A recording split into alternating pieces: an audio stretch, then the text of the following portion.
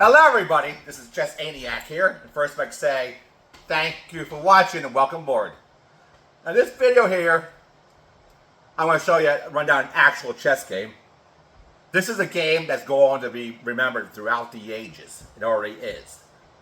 You gotta go way back when this game was played, and it's still throughout the ages. Over 170 years ago, 1851. And it's called the Immortal Game. Good reason for it.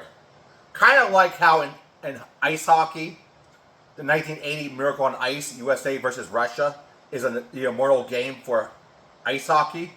Well, this is the Immortal Game for chess. A game that would be remembered throughout the ages. Adolf Anderssen plays white, portrayed by the red, will take on Lionel Kieseriyzky. I think that's how I pronounce his last name, but he plays black. And portrayed by the blue.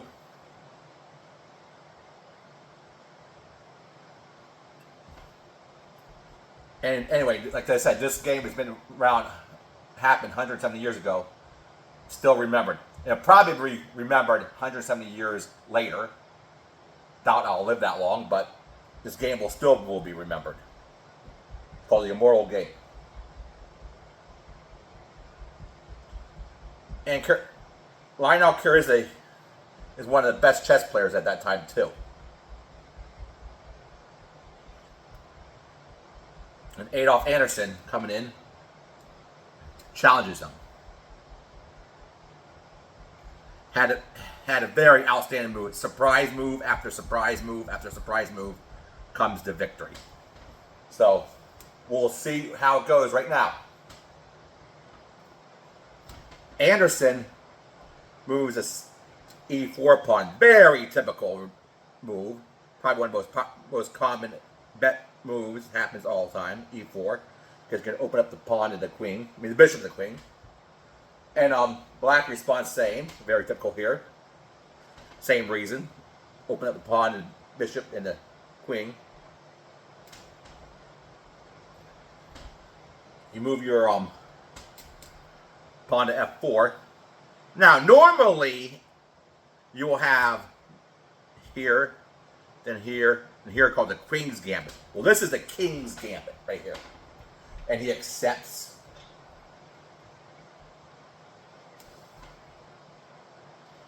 Now, next move.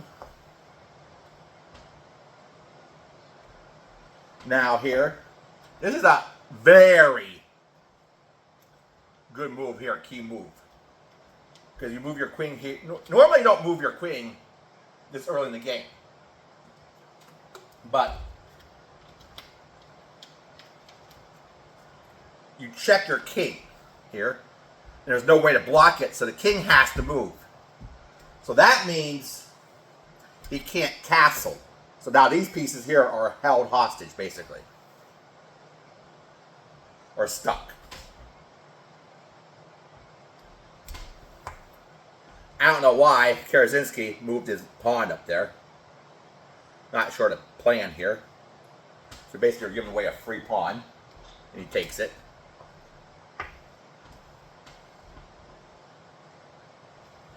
Now you're moving your knight. Attack the pawn. Again, you're offering up, allowing the pawn to be taken. And also to attack the queen. Very interesting. Okay, so now you're attacking the queen.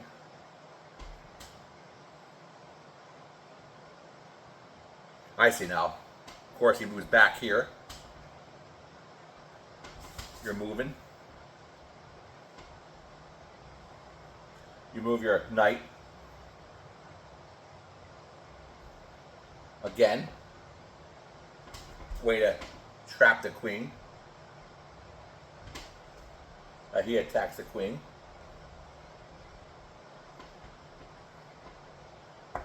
Move your knight out of the way. It's protected by the pawn.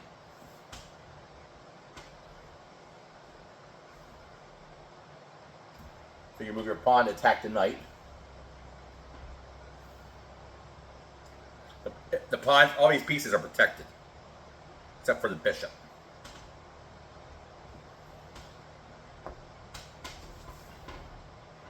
Right here. Now again, we're protecting the pawn here. Now you take the bishop.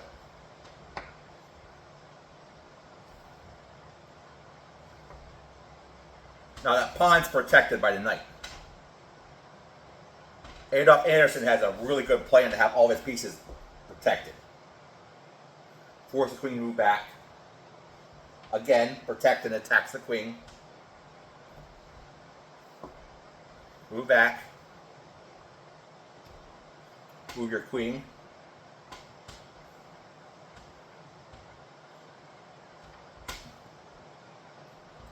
Move your knight back.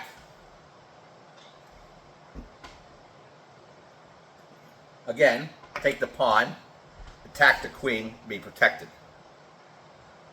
So, Anderssen is really putting on a good game plan here. Move it away. Attacking the queen.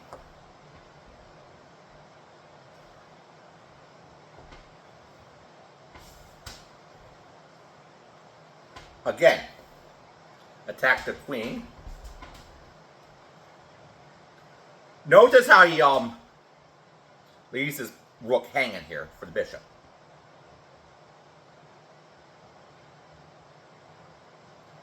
But you're attacking the queen. And the queen moves here, attacks the rook. Now both rooks are being attacked. But he does something really surprising. Here's the key here. He's going to let him take the rook. Because get the king here and get rid of this knight somehow. Get the king here. You can move the bishop here and get a mate. Checkmate. So that looks like what his plan is here. So, there's a lot of things that have to be done yet. And also get rid of this bishop, which apparently that's his plan right here. Or he will not have let his rook be sacrificed like that. Now he has to figure out a way to get his king here and get rid of this knight. He can give him mate.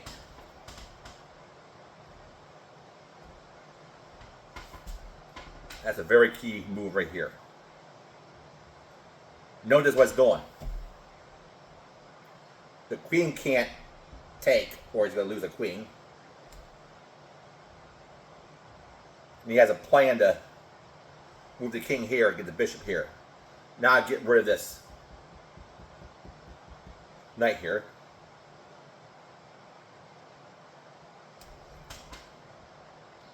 So he takes the rook. Checks the king. Move the king here. So really, Anderssen has Kieseriyzky in a deep hole here. Not sure if Kieseriyzky realizes this or not.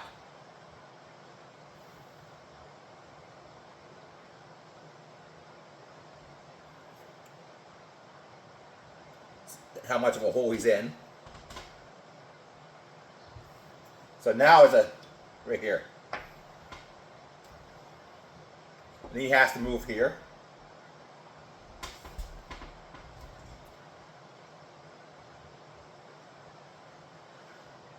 So here's a very brilliant move here.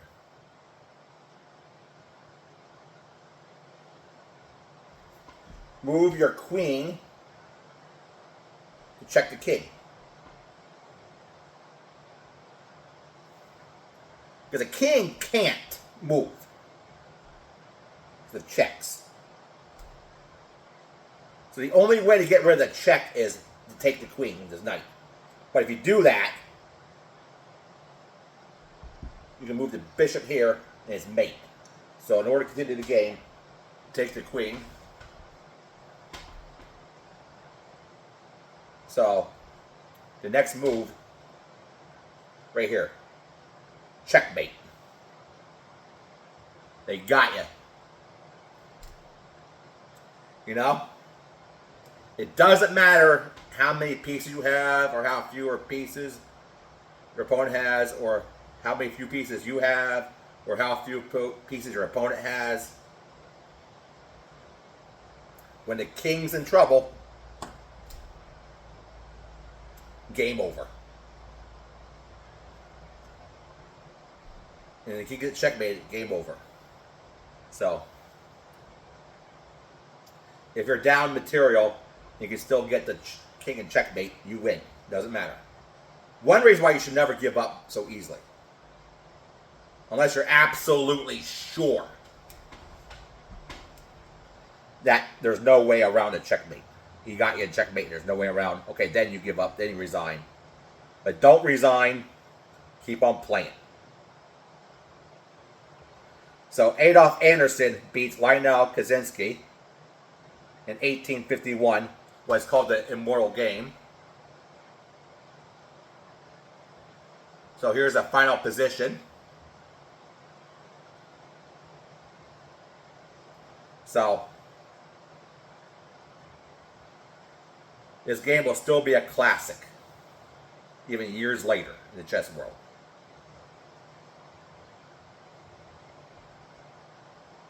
So, thank you for watching. And this is Chess Maniac saying, see you next time.